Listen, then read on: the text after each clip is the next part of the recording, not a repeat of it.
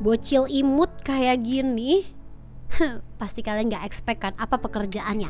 Ya, pekerjaannya ini adalah gambar erotis. Bingung? Ya, ini dia Eromanga Sensei. Hai semuanya, kembali lagi di channel aku di Mei Meiko desu. O genki desu ka? Anahata? Halo semuanya, ya. Oke, untuk anime kali ini cukup agak bagi beberapa orang bisa dibilang mungkin ini tidak nyaman juga ya, karena ini menceritakan tentang sesuatu yang erotis ya. Kalian pikir loli ini bagaimana? Dia hanya lucu, gemas, menggemaskan, atau bagaimana? Ternyata dia adalah penggambar erotis. Dan bagaimana jika ini adalah adik kalian? Ini dia cerita tentang Eromanga Sensei.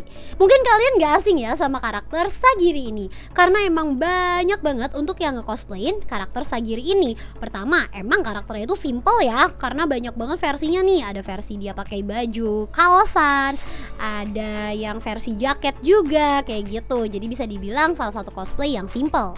Tapi sebenarnya karakternya tuh gimana sih? Jadi ya untuk Eromanga Sensei ini, dia ini bercerita tentang Hamune Izumi. Dia ini adalah seorang siswa SMA dan dia juga seorang penulis light novel ya. Nah dia ini tuh tinggal sama adik tirinya. Ya, adik tirinya bernama Sagiri Izumi ya. Nah masalahnya Sagiri Izumi ini adalah Hakikomori.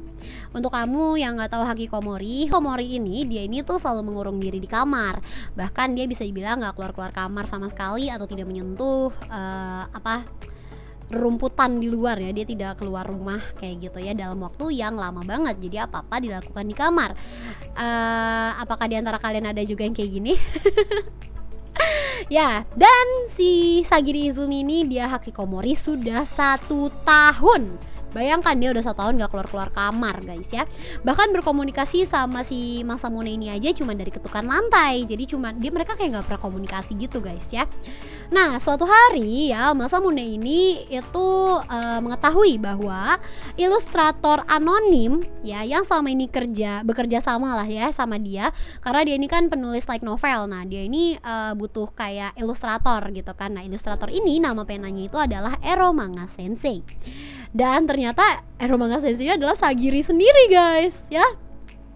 Gara-gara kenyataan ini ya yang bikin dia kaget dong. Pasti gong banget gak sih, ternyata ade tirinya sendiri yang menggambar light novel dia, apalagi gambarnya seperti itu gitu kan. Nah karena kasarnya suatu hal yang unik dan mengejutkan inilah yang membuat ya anime ini tuh jadi kayak ada canggung-canggung komedinya gitu ya. Jadi ini tuh genrenya kayak romance komedi gitu ya guys ya. Tapi komedinya pun dia komedi-komedi yang kayak canggung-canggung gitu loh. Dan untuk kalian yang kurang suka sama kayak hal-hal yang berbau erotis ya, mungkin kalian bakalan rada terganggu sih sama anime ini. Karena emang di anime ini tuh kayak cukup ditampilin kayak adegan-adegan atau kayak membahas ya, lebih banyak sih kayak membahas tema-tema yang kayak bisa dianggap tuh tabu ya sama beberapa orang. Namanya juga dia ini ilustrator erotis gitu kan, Eromanga Sensei gitu. Jadi ya hal-hal atau percakapan-percakapan atau tema-tema yang diangkat itu biasanya tidak jauh dari hal-hal yang seperti itu kayak gitu ya.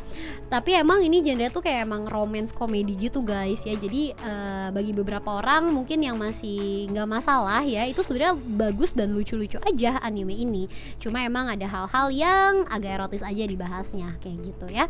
Lagi sikapnya Sagiri ini tuh dia kayak dingin, tertutup gitu ya, bener-bener kayak introvert yang kayak adik yang ya udah gitu kayak baik-baik aja gitu.